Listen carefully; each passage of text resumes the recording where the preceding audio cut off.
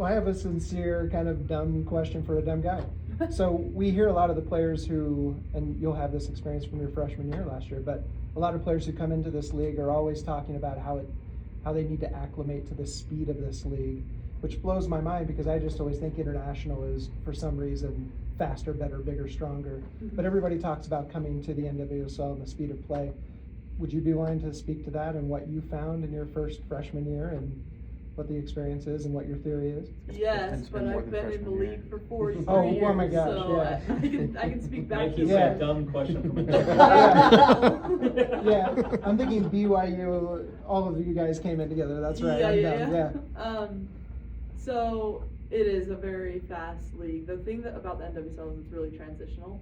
And that's what makes it so fast. It's so back and forth. Other leagues are more, possession based and build a little bit more. So it's kind of like the American style. So even coming from college, like that's kind of the way you play, but it is like a whole nother level in the NWSL. I mean, you have the fastest forwards in the world, and as soon as a team regains possession, they're off. So it is something to definitely adjust to, and like you have to play both sides of the ball. You have to be willing to transition into the attack and transition to defend quickly at all times, or else you'll be caught out of position. So now that you are a graduate level player, I am just curious, what are you looking forward to this new season? How will it be different than any previous season for you? What goals do you have for yourself too? Yeah, I'm just excited. Last year was tough. I was injured a lot and like majority of the season, so I wasn't able to like hit my full stride, and I was really excited to be back home, back in this community, and I felt like fell a little bit short of what I wanted to be able to do in terms of being on the field and being available. So I'm just excited to get back going, get to my full strength again so that I can have any opportunity and be able to contribute to the success of the team. And looking at the squad that you do have, the midfield is pretty stacked. You have a lot of great players with some versatility in where they can play. What partnerships do you already see just this early in preseason that are going to make all the difference in maintaining that center of the pitch and helping with the offensive push? And just what have you seen? Who's gelling? How's it looking? Yeah, it's early, so it's tough to say, but I feel like we all have really good relationships. I think that any given day anyone can play with any group, so I think that's good. I think that we're pushed to all be able to be at the standard that we're trying to keep, and there's not a lot of drop off between players, and so more it's just kind of different styles and what each player is specializes in. But I do feel like there's a lot of strong relationships across the board, and it's just exciting to be a part of. My last one, and then I'll let these guys ask intelligent questions. You've seen a little bit of the evolution of Coach Jimmy. He's had some time too in the off season to prepare for this. What are you seeing on his imprint that he's putting on this full season for him?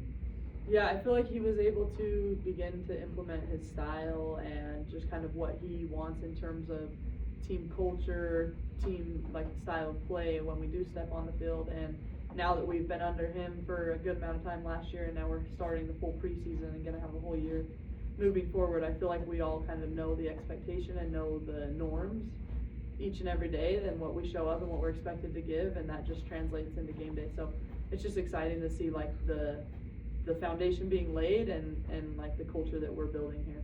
Thank you. Go ahead. Okay.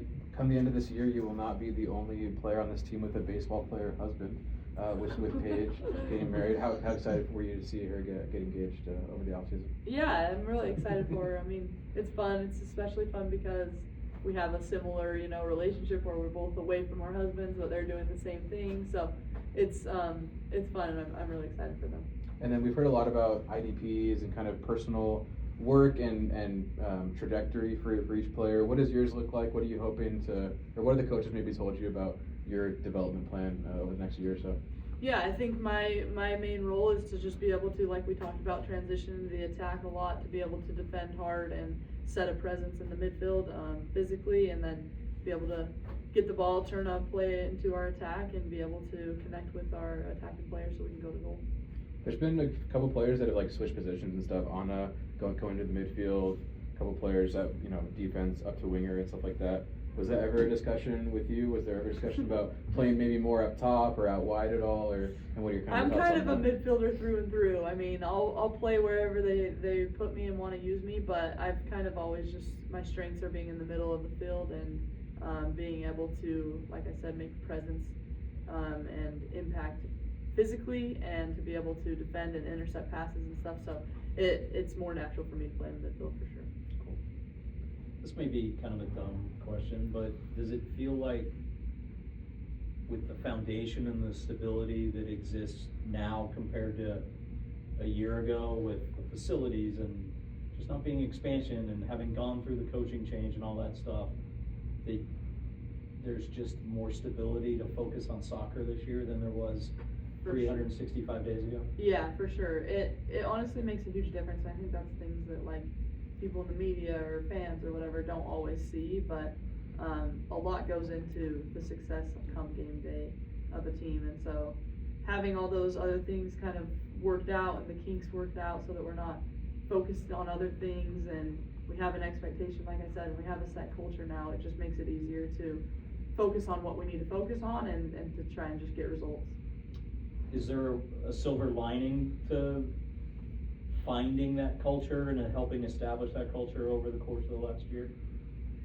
Yeah, I mean, I think that we got a lot of what you want to get out in the first year out, you know, you got to work through some tough things, you got to work through, you know, we had a coaching change, we had just getting like people comfortable in their roles. We had a bunch of players from all different places who had never played together, Right. getting set. So I think once you're able to kind of like get those initial relationships built and work through some of the challenges that come with it, you're able to actually like hit stride and be able to gel together and implement an actual game plan rather than 11 individuals playing, you know. And that's what you're up against when you're an expansion team, is you're playing against all these other teams that have been together for however many years. So it's nice that we have that first year under our belts now, and now we can just kind of move forward.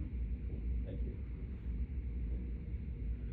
You mentioned just recently that this team's pretty diverse now, with upwards of 5 or more nationalities represented on a pitch. What does that bring to the culture of a team on and off the pitch? I think it's really good. Like, first I'll touch on the pitch. It's like